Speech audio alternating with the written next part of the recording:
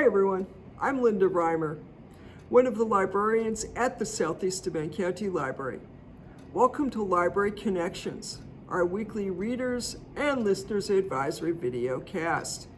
Enjoy, and FYI, this is the last Library Connections for 2022 because there's vacation time coming up, so the next episode of Library Connections will be out on the first Friday in January. 2023 is quickly approaching. I can't believe it, but it is. So, see you in January. Library Connections number 126. This is the Friday, December 16th, 2022 edition of Library Connections. Kicking things off as usual with the top 5 fiction bestsellers for this week from the New York Times. At number 1, It Starts With Us by Colleen Hoover. In the sequel to It Ends With Us, Lily deals with her jealous ex-husband as she reconnects with her first boyfriend. At number 2, It Ends With Us by Colleen Hoover. A battered wife, raised in a violent home, attempts to halt the cycle of abuse. At number 3, Lessons in Chemistry by Bonnie Garmus. A scientist and single mother, living in California in the 60s, becomes a star on a TV cooking show. At number 4, Verity by Colleen Hoover. Loan Ashley is hired by the husband of an injured writer to complete her popular series. She uncovers a horrifying truth. And at number 5, The Boys from Biloxi by John Grisham. 2 childhood friends follow in their father's footsteps, which puts them on opposite sides of the law. Moving on to the top 5 nonfiction bestsellers for the week. At number 1, The Light We Carry by Michelle Obama. The former First Lady shares personal stories and the tools she uses to deal with difficult situations.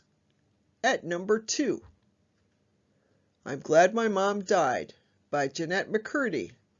The actress and filmmaker describes her eating disorders and difficult relationship with her mother. At number 3, Friends, Lovers, and the Big Terrible Thing by Matthew Perry. The actor, known for playing Chandler Bing on Friends, shares stories from his childhood and his struggles with sobriety. At number 4, The Body Keeps the Score by Bessel van der Kolk. How trauma affects the body and mind, and innovative treatments for recovery. And at number 5, Surrender by Bono. The lead singer of the Irish rock band U2 offers details of his life, career, and activism. So we're at that time of the year, almost at the end of the year, when the best of lists come out, including mini lists chronicling the best-selling and most critically acclaimed titles printed in 2022. And yes, of course, I'm talking about books. So I'm going to offer 20 tips for 20 great books to read that you might have missed this year. And the first 10 are going to be critically acclaimed titles. And then the second batch, the last 10, are going to be 10 of the most popular titles published this year. In other words, the bestsellers. So we've got a mixture of both, which is always good for a well-balanced reading diet. So kicking things off with the first of the 10 critically acclaimed titles in alphabetical order, because, being a librarian, I like things to be in alphabetical order, so here we go. At number 1, we've got The Angel of Rome and Other Stories by Jess Walter. Funny, poignant, and redemptive, this collection of short fiction offers a dazzling range of voices, backdrops, and situations. With his signature wit and big-hearted approach to the darkest parts of humanity, Walter tackles the modern condition with a timeless touch, once again solidifying his place in the contemporary canon as one of our most gifted builders of fictional worlds. And that short review is from Esquire. At number 2, Demon Copperhead by Barbara Kingsolver. A boy born to a single teenage mother grows up tough in Appalachia, demonstrating a remarkable capacity for surviving foster care, child labor, and terrible schools, while balancing athletic triumph with heartbreak and addiction. What matters most? His rural roots ultimately render him invisible to society. This is a modern version of David Copperfield. At number 3, we've got Fox Creek by William Kent Kruger. In the Edgar Award-winning Kruger's Fox Creek, Ojibwe healer Henry Malou protects a stranger named Dolores who had sought his guidance, but now finds herself pursued by hunters with Cork O'Connor hot on their trail. His wife, Malou's great niece, is with the endangered Dolores. So if you're looking for an action mystery with great character building, check out Fox Creek. At number 4, we've got Honey and Spice by Bula Bablola.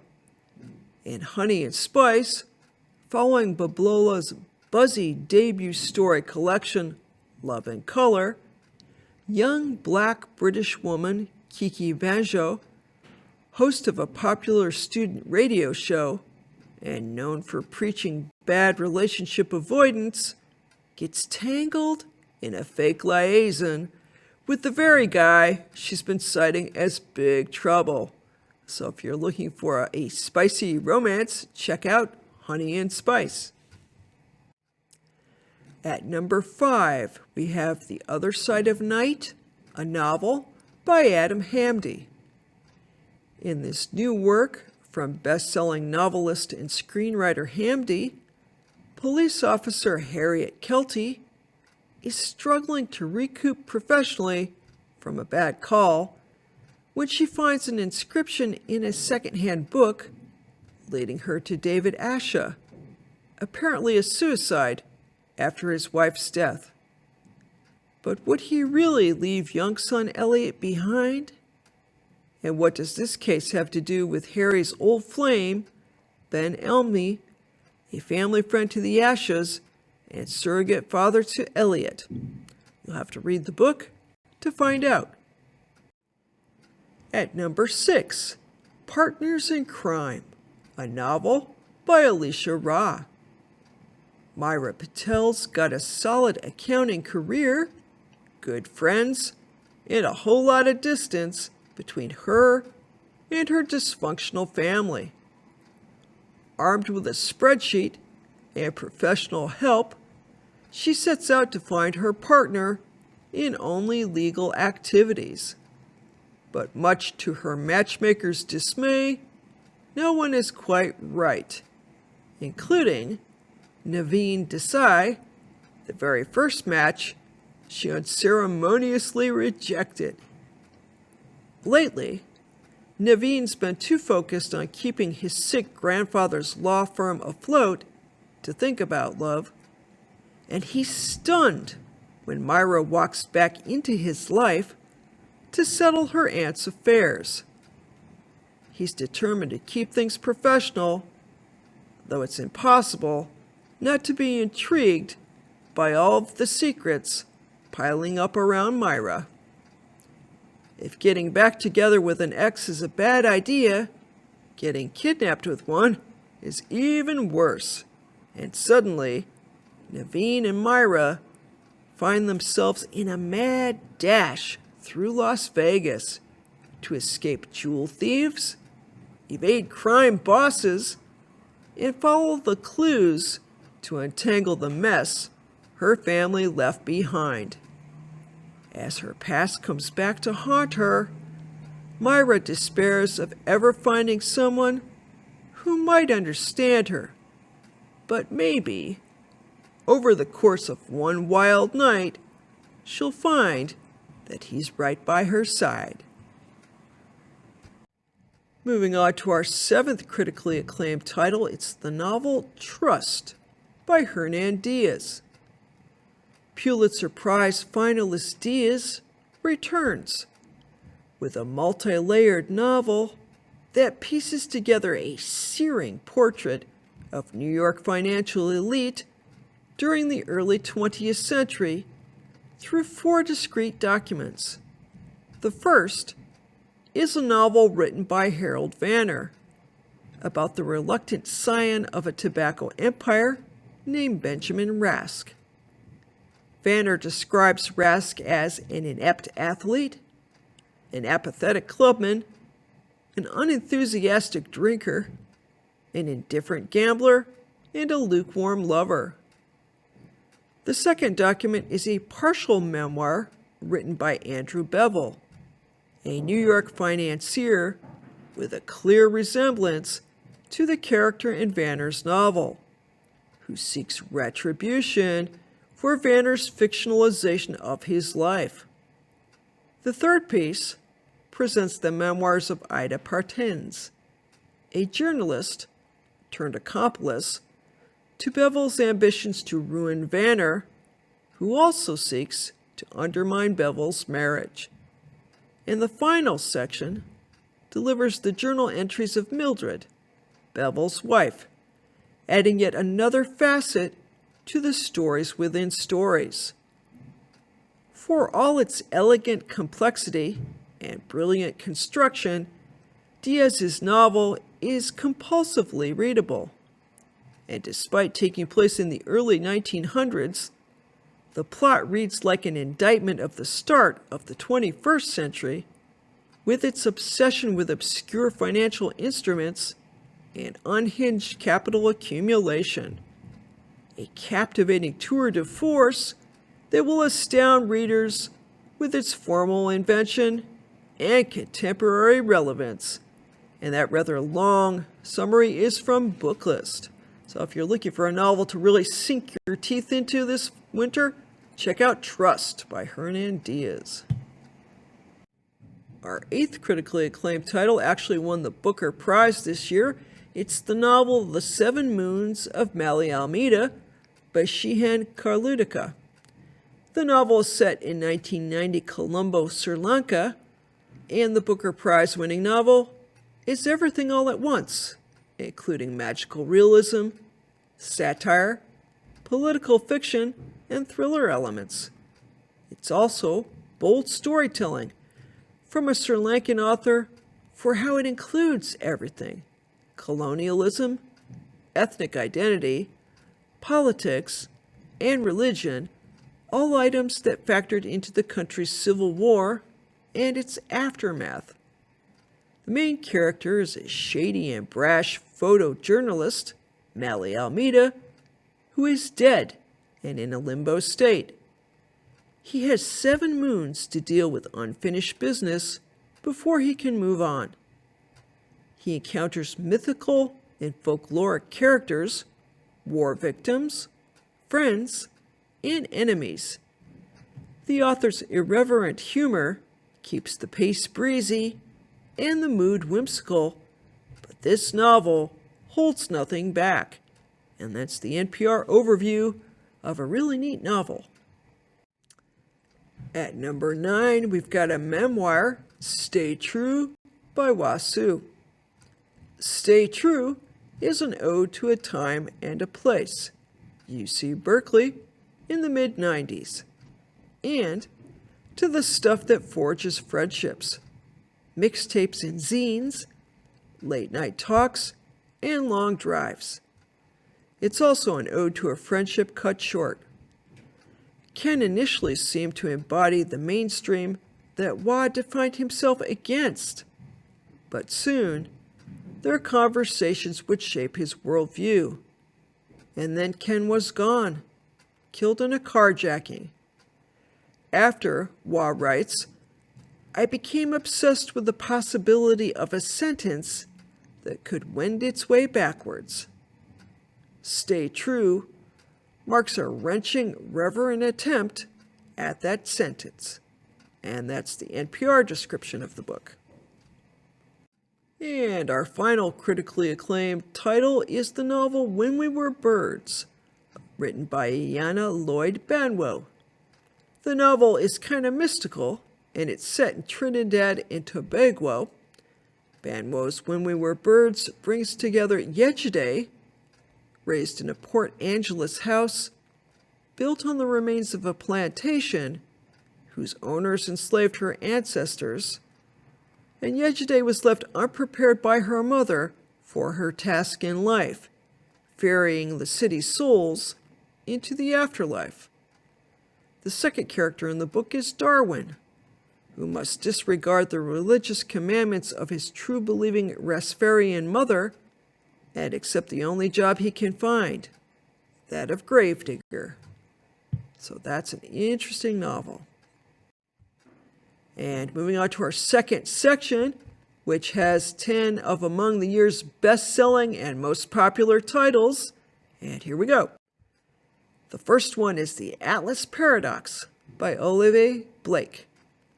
The Atlas Paradox is the long-awaited sequel to Blake's New York Times best-selling dark academic sensation, The Atlas Six. Guaranteed to have even more yearning, backstabbing, betrayals, and chaos. 6 magicians were presented with the opportunity of a lifetime. 5 are now members of the society. 2 paths lie before them, and all must pick a side. Alliances will be tested, hearts will be broken, and the Society of Alexandrians will be revealed for what it is. A secret society with raw, world-changing power, headed by a man whose plans to change life as we know it are already underway. At number 2, we actually have 2 titles, because these are both self-improvement books. The first is called The Body Keeps the Score by Bessel van der Kolk. Basically, it's about how trauma affects the body and mind, and it offers innovative treatments for recovery. This book, in fact, both these books are currently on the New York Times bestseller list. The Body Keeps the Score has been on the bestseller list throughout the pandemic to the current time, and it was originally published in 2014. So that's a very popular title. And the second book, The 2B, is a book that just came out. It's called The Light We Carry by Michelle Obama, and the former First Lady shares personal stories and the tools she uses to deal with difficult situations. So I thought I'd offer those 2 self-help books, which have been quite popular this year, even though the second one just came out. It's likely to be on the bestseller list for months, I'm sure. And in the time we're living through, wow, some self-help books seem like they might be just the ticket. Moving on to our third pop recommended read, if you will. This is Book Lovers by Emily Henry. Literary agent Nora is tired of always playing the ambitious big city ice queen whose boyfriends leave her for new lives and new relationships in small town America. That's why, when Nora's sister insists on taking her on a trip to a little town that's straight out of one of her author's novels and imposes a list of romance tropes to experience, Nora is doubtful she can find her happily ever after. Cue Charlie, an editor and Nora's nemesis from New York, who mysteriously shows up in town and slowly reveals there's a lot more to him than his surly exterior. Will Nora finally break out of her doomed pattern and find true love?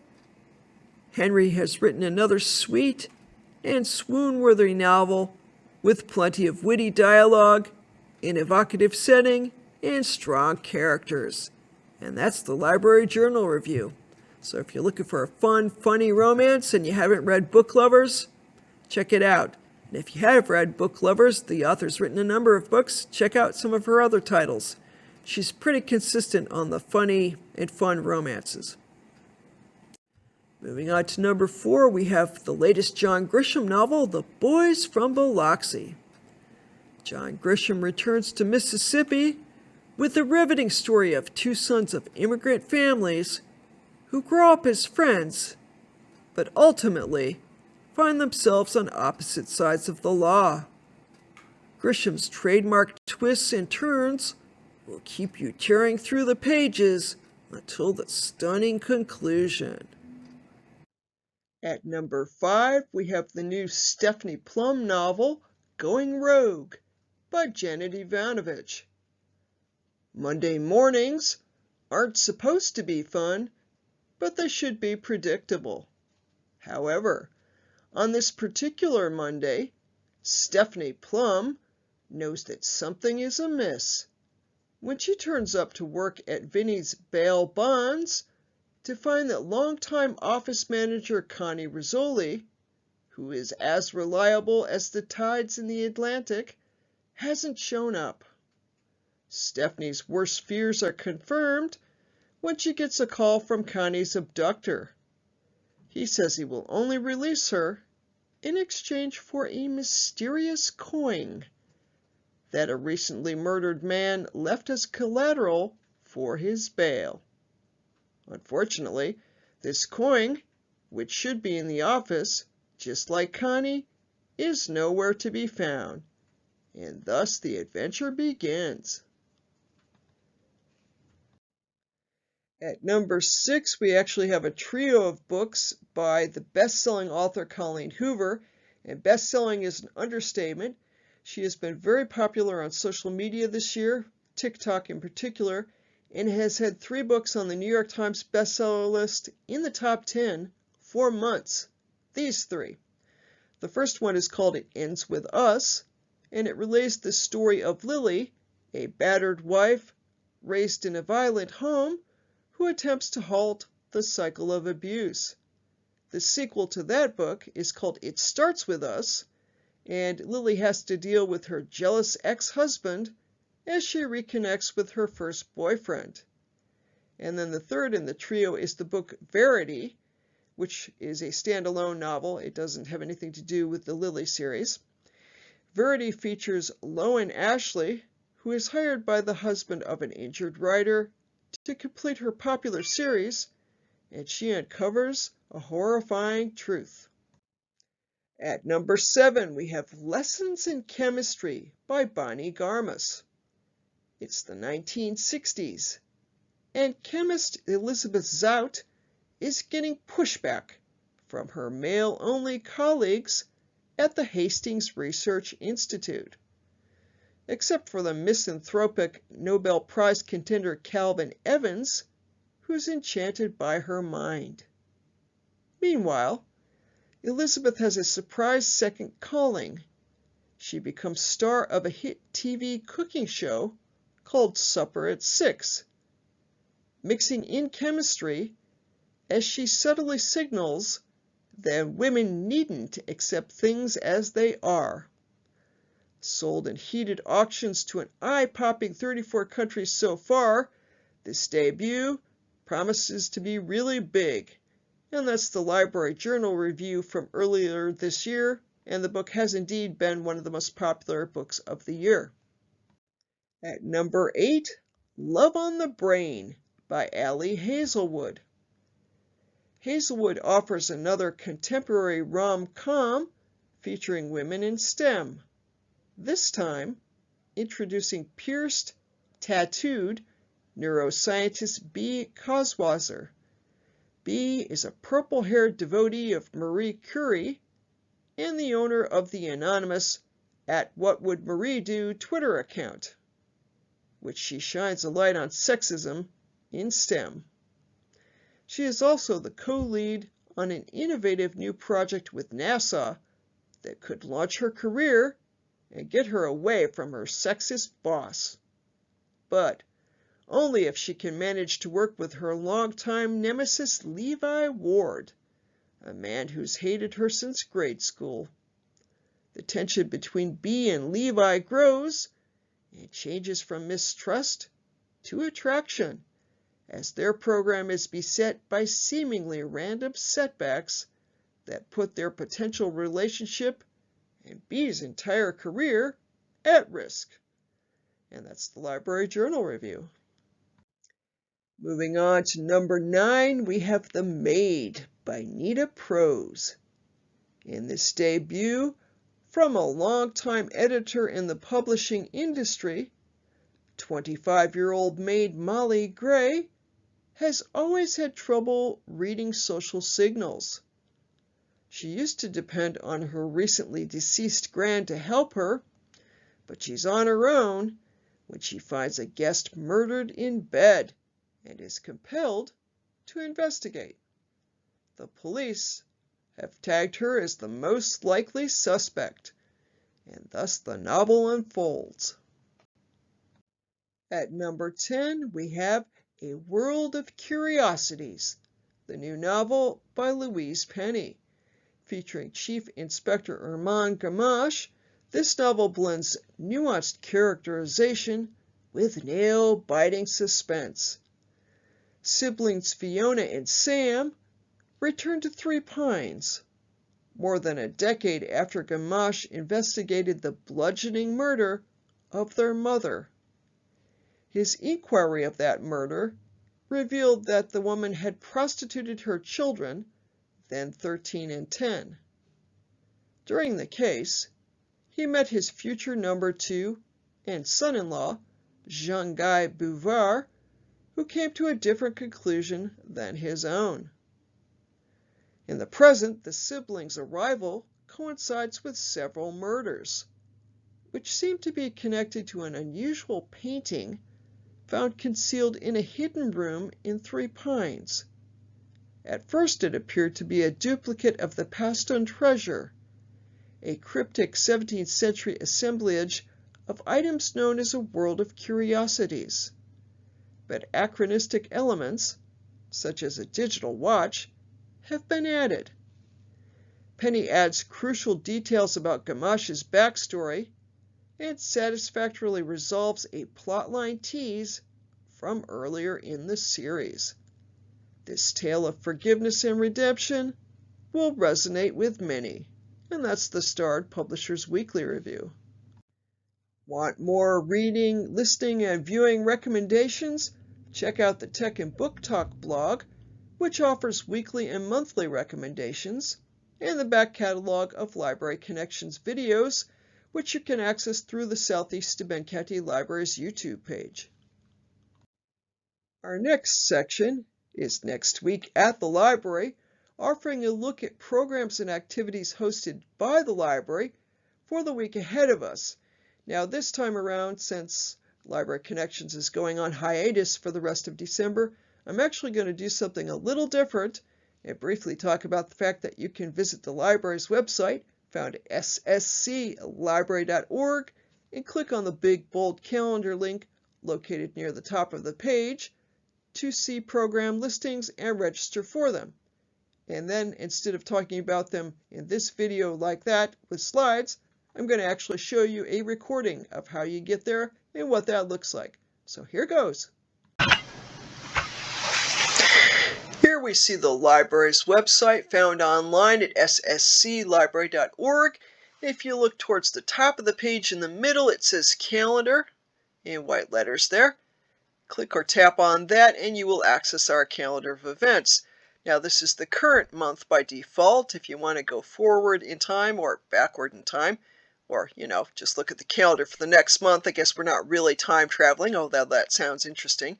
You click the arrow pointing to the right or left to go forward or backward. But we're going to look at December because that's the month we're in. You can, if you have a mouse, hover over the title of a program and it will tell you more about it. If you have a mobile device you're using, then just tap and you will open the whole record, if you will, for that particular program. and it will tell you a detailed description about the program.